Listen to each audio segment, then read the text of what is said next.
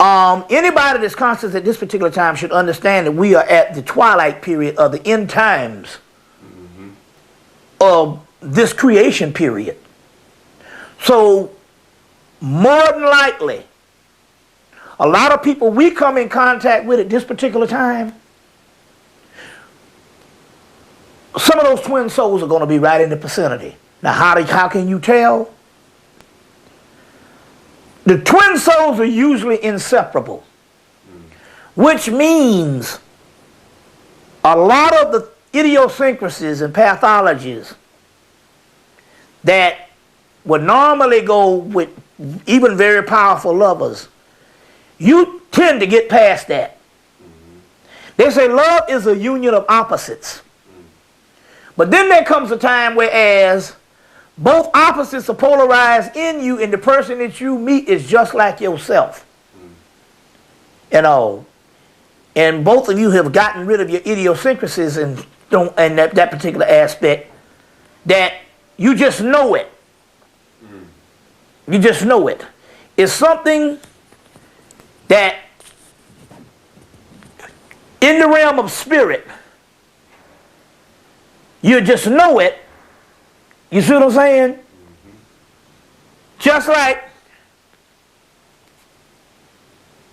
you know it's when it's time to go to bed. Or just like you know when it's time to die. You see what I'm saying? You would just know it. Believe me, it is so powerful. And usually, it doesn't take a long time. It can happen overnight. And it can be some person that you totally didn't expect it. You see, it's just one of those things whereas at this particular time, remember now, a lot of this stuff, because we're so messed up in the society, a lot of this stuff hadn't been done before. So we're on the cutting edge of it.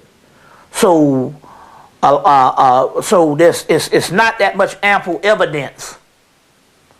You know what I'm saying? It's not as cut as dry as that. Right. You will know it. The soul will know it. You know what I'm saying? Yeah. All right. Okay. There's another question I was given, and it was another sister. Same thing. Women, man. Touch on people's misconceptions about love. Misconceptions about love. I mean, that's a big question. That's a vague question. It's broad. It's broad. In the aspect, and I think that I would go with some of the biggest down here. Two. One has to do with the society and the misconception where I think you have to ask yourself, are you comfortable with love because of a social setting, a material setting, or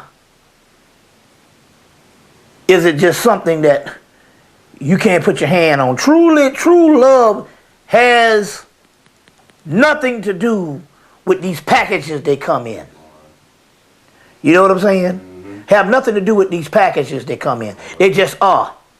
You see what I'm saying? And that can be a misconception. This was another great misconception about love. Women tend to fall victim of this one.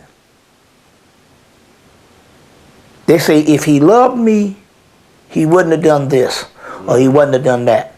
And what we don't realize is a woman's concept of love could be different than a man's concept of love based on we both have different training. We are raised different from children. Right. So your concept, now let me give you an example.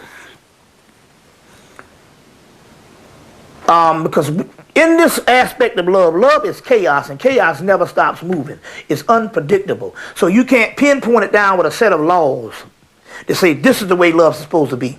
Whenever you do that, you box it in.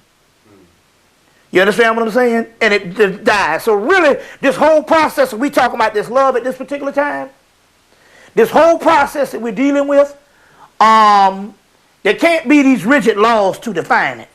Now, I'll give you an example of what I mean. To understand the difference of women thinking different than men. And it could be something socially, more than biologically, but still yet, the question was, what is people's misconceptions of love? And by the way, my mother told me this. It's the first person I heard it from, then I witnessed it with my own eyes with one of my friends. A man can be madly in love and can go out and have passionate sex with somebody else.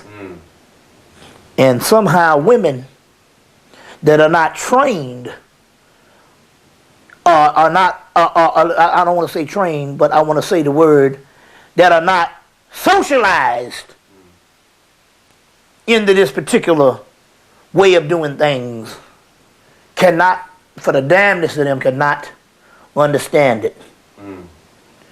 But then there are women that can be in love and can be prostitutes. You see what I'm saying? Right. Nymphomaniacs or whatever, just like sex. They can get past that. You understand what I'm saying? So we do know that biologically a woman can do this and be in love. But for most of the social behavior of women in most societies, especially in most modern societies, it doesn't occur as the way it is with a man. But a man can go out, and I have had a friend that was so in love until when it wasn't going right, he would be in the bed sick. I have seen this guy love to that particular aspect on that level, but it was still, it was early.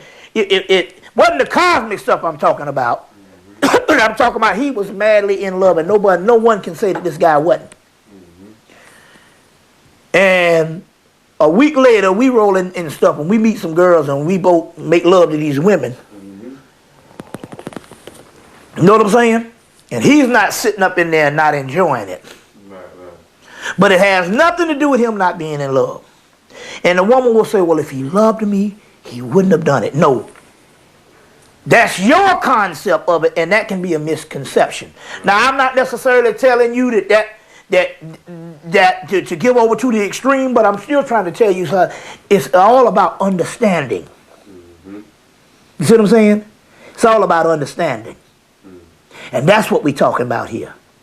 Trying to understand this thing. You see. So, those are misconceptions. We can go into other ones. We can go into other ones. But that's why it should, the aim of love should be what they call it, unconditional. Unconditional. And one of the and I think one of the biggest misconceptions of love is confusing love with sex. You see what I'm saying? Confusing love with sex. You see what I'm saying? So what part does sex play? Oh, it plays a major aspect of it. You understand what I'm saying? It plays a major aspect of it. The soul, that is how the soul actually engage in the physical process down here. That's why they call love making. Love making. The soul engages in the physical process. Wow. It is the soul's playground. It is how the soul expresses itself. You see what I'm saying? It is how the soul expresses itself. It is a, let's put it this way. Now, you say, no, because in that case, that would be a contradiction because people can have sex without being in love. Yes, you can. Right. But I'm trying to tell you this. I can use this pencil and I could write something down. I could write all day long. And it really is just some memo or something that I'm writing to communicate. But then again, on the other hand, I could also take this pencil and write to express myself. I'm still using the same art form or I'm still using the same process. You understand what I'm saying? But the same medium. But there are two different types of things that's going on. One is a creation process and one is more of a function. I'll give you an example. I'm an artist.